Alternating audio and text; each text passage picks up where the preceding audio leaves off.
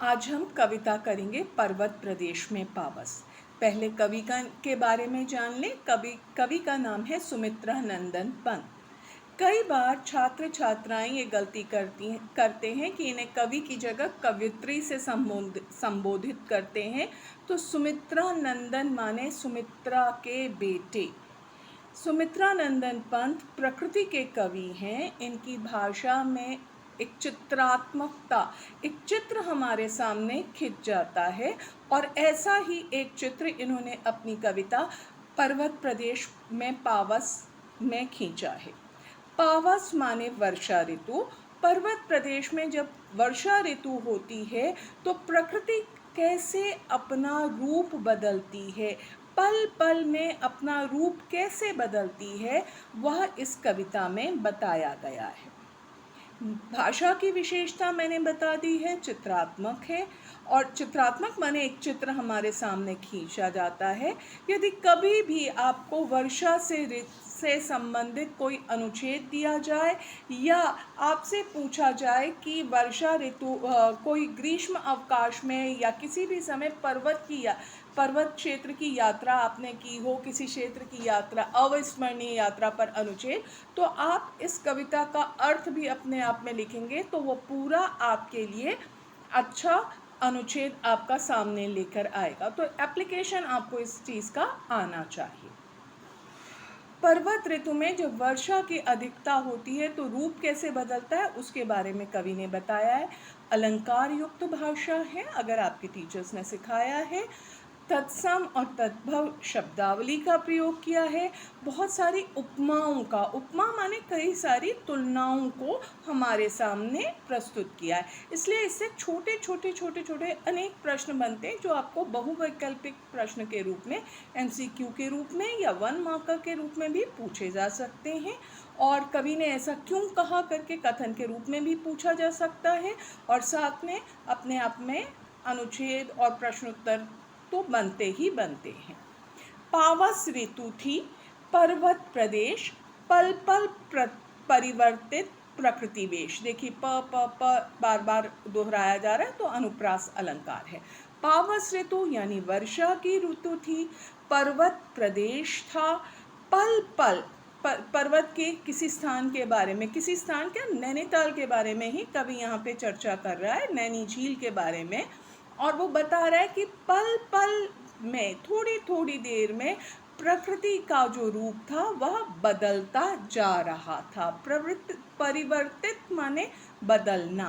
प्रकृति की सुंदरता बदलती, कभी बादल दिखाई दे रहे थे, कभी बिल्कुल घना आसमान घिरा हुआ, बादलों से घिरा हुआ आसमान था, कभी बिल्कुल श्याम रंग का आसमान यानी काले बादलों का जैसा रंग उसमें नजर आ रहा था, कभी पेड़ हिल रहे थे, कभी पानी ज़्यादा था। तो थोड़ी थोड़ी दूर में बादल के कारण अपना इसका रूप बदलता जा रहा था।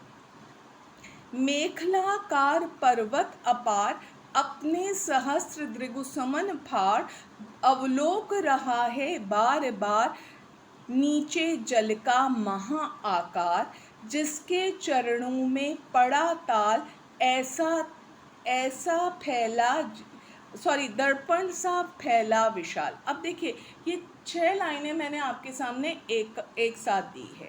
पर्वत है, पर नैनीताल आप अगर गए होंगे, नहीं तो नीचे यहाँ पे मैं एक डिस्क्रिप्शन बॉक्स में आपके एक लिंक लगा दूंगी कि प्रकृति वर्षा के समय कैसा प्रकृति का दृश्य होता है।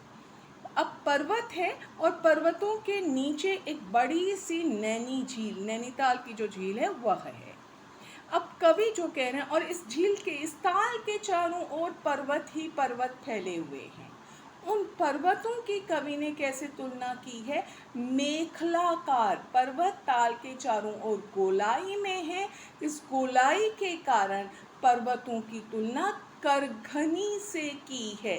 करघनी कमर में पहनने वाला आभूषण होता है, एक ऑर्नामेंट होता है जो औरतें, एक ज्वेलरी का पीस है जो औरतें अपनी कमर में पहनती थीं। अभी भी नर्तकियां पहनती हैं, कई लोग पहनते, कई जगह लोकल भाषा में इसे तगड़ी भी कहा जाता है। तो कमर में पहनने वाले उस आभूषण की, जैसे वो कमर के चारों ओर घूमता है, वैसे ताल के चारों ओर पर्वत हैं, इसलिए उन गोलाई में बने हुए पर्वतों की तुलना करघनी नाम के आभूषण से की गई है। अब क्या हो रहा है, ये हमने मेखलाकार को समझाया। अब आपसे प्रश्न पूछा जा सकता है, मेखलाकार पर्वत अपार में किससे तुलना की गई है? पीछे बुक में दिया भी है आपका ये प्रश्न, ठीक है। आप अगर आप देखेंगे तो पीछे मेखलाकार शब्द का अर्थ क्या है और कवि ने इस शब्द का प्रयोग क्या किया है। मेखलाकार गोलाई में, इसकी तुलना पर्वत ताल के चारों ओर गोलाई में है, इसलिए इनकी तुलना करघनी नाम के आभूषण से की गई है। ठीक है। अब पर्वत पे फूल खिले हुए हैं और उन फूलों को कवि ने क्या कहा है, मानो पर्वत की सहस्त्र हजारों आंखें हैं। अपने सहस्त्र दृग सुमन फाड़, दृग आप जानते आंखें, सुमन माने फूल, तो आंखों की तुलना किससे, फूलों की तुलना किससे की है, पर्वत की, मानो वे आंखें हैं। अवलोक रहा है बार बार, देख रहा है बार बार, नीचे जल में निज महाकार, अपना जल के ऊपर जो उसका प्रतिबिंब, प्रतिबिंब माने जो उसकी परछाई पड़ रही है, उसकी यहाँ पर तुलना की गई है। शीशे में आप अपना क्या देखते हैं, प्रतिबिंब, इमेज देखते हैं। किससे देखते हैं, आँखों की सहायता से देखते हैं। और पर्वत अपनी उस इमेज को कैसे देख रहा है, जो ताल के ऊपर पड़ रही है, नीचे जो झील है उस पर पड़ रही है, कैसे देख रहा है, फूलों की सहायता से। इसलिए फूलों को क्या कहा है, पर्वत की आंखें कहा है। और कहाँ देख रहा है, जिसके चरणों में पलाताल दर्पण सा फैला विशाल, पर्वत की, जहाँ पर्वत खत्म हो रहे हैं वहाँ पे ताल है, और उस ताल को कैसा कहा है कि वो दर्पण की तरह, मिरर की तरह से बहुत विशाल है। और जिसके ऊपर पर्वत का इमेज पड़ रही है, तो वो अपनी आँखों से, फूलों की तुलना किससे की है, पर्वत की आँखों से की है, और उस इमेज को वो वहाँ पर देख रहा है। आप भी जब एक्सरसाइज करके, जिम करके आते हैं, या अपनी इमेज को आप मिरर में देखते हैं ना, कपड़े पहन के, कि यहाँ से ठीक लग रहा है, यहाँ से प्रोफाइल ठीक लग रहा है, वैसे ही पर्वत भी अपने सुंदरता को ताल में देख रहा है। ठीक है।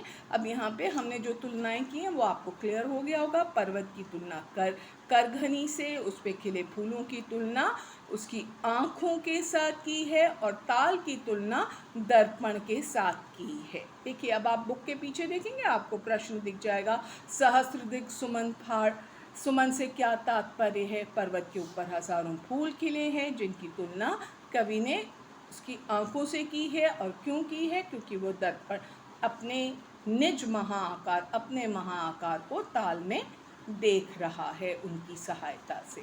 अब देखिए, यहाँ पर्वत का जब किसी मनुष्य के साथ तुलना होती है तो उसे कहा जाता है मानवीयकरण किया गया है।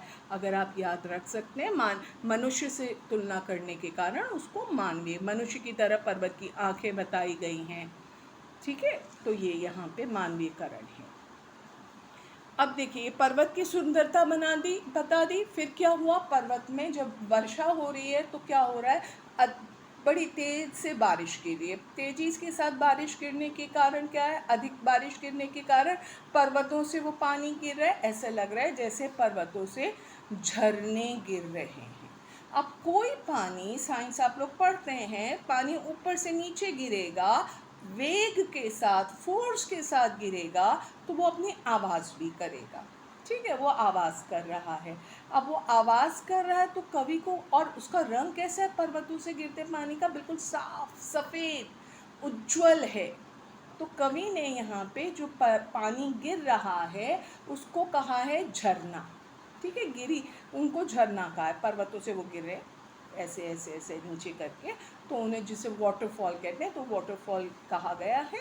और अब वो पानी नीचे गिर रहा है तो कवि को क्या लगता है कि ये मोती की लड़ियाँ हैं।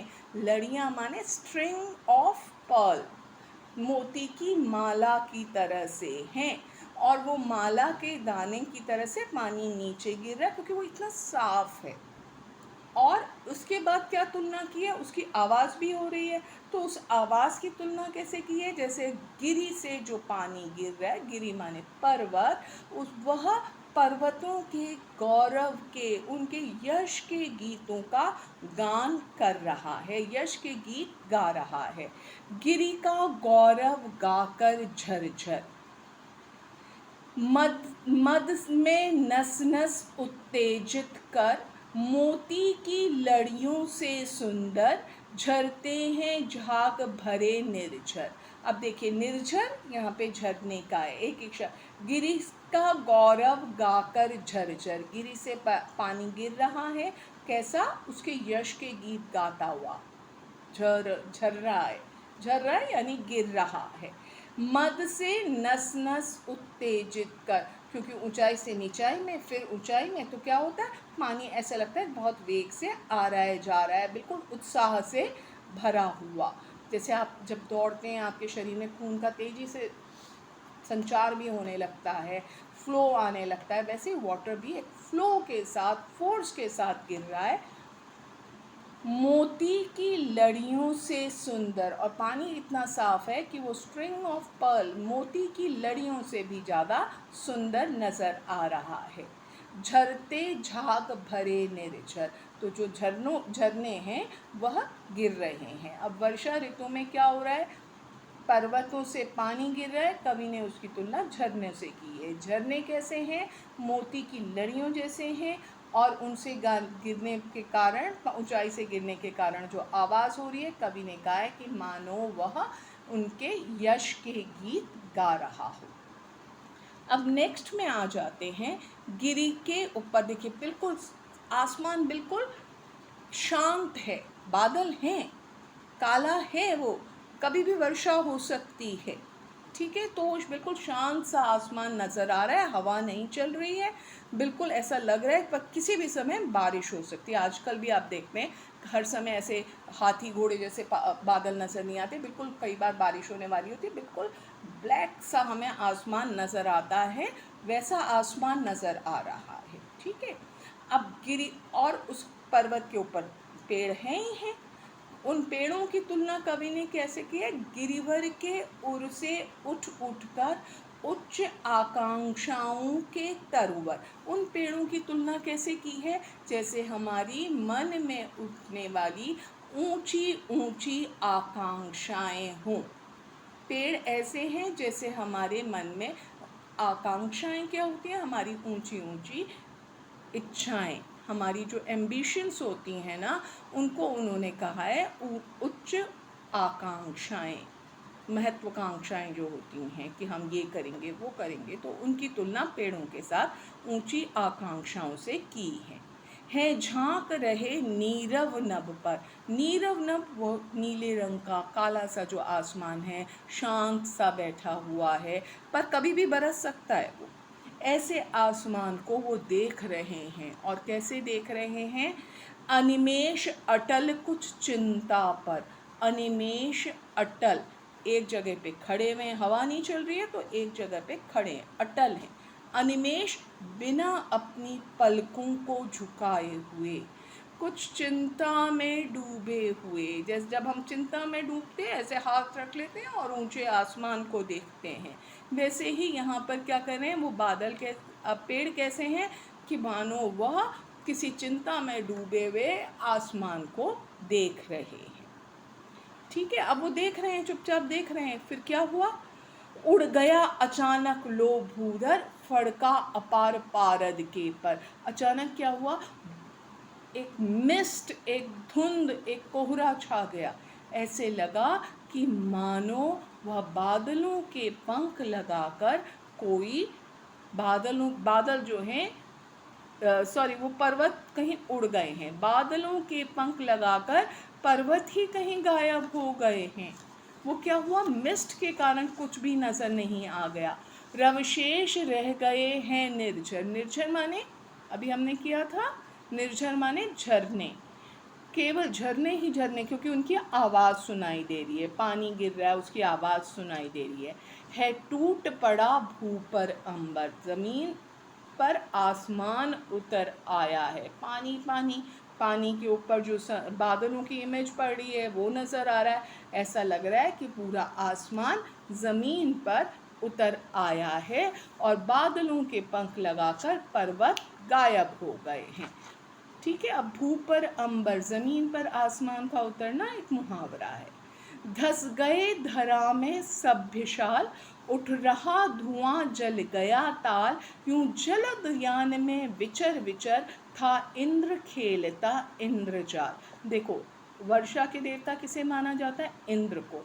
और ये माना जा रहा है कि इंद्र जो है अपनी माया का पूरा जाल, अपना जादू फैलाया हुआ है।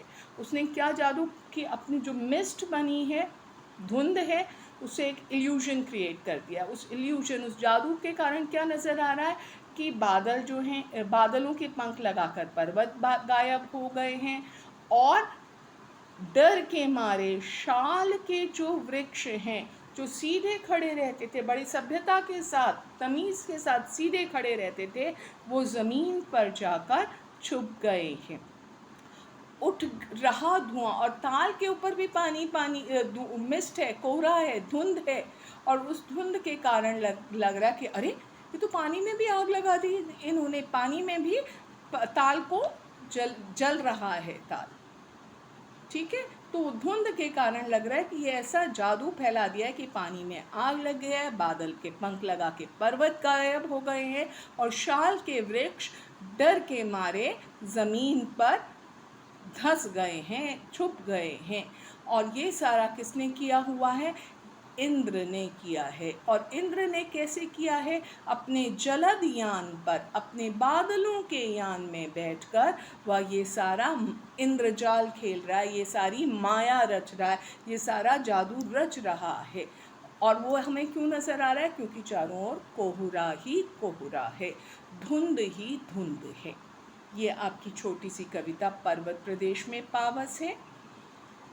ठीक है, अब इसमें से अगर आपको कोई भी प्रश्न न समझ आए तो प्लीज़ आप नीचे, मैं अपनी मेल आईडी डालूँगी, उसमें आप मुझसे पूछ सकते हैं। और शीघ्र ही हम आप लोगों को एक ईमेल आईडी दूँगी, उसमें आप अगर कुछ आपकी क्वेरी ज़्यादा हुई तो फिर मैं ऑनलाइन आके आपको समझा दूँगी। धन्यवाद।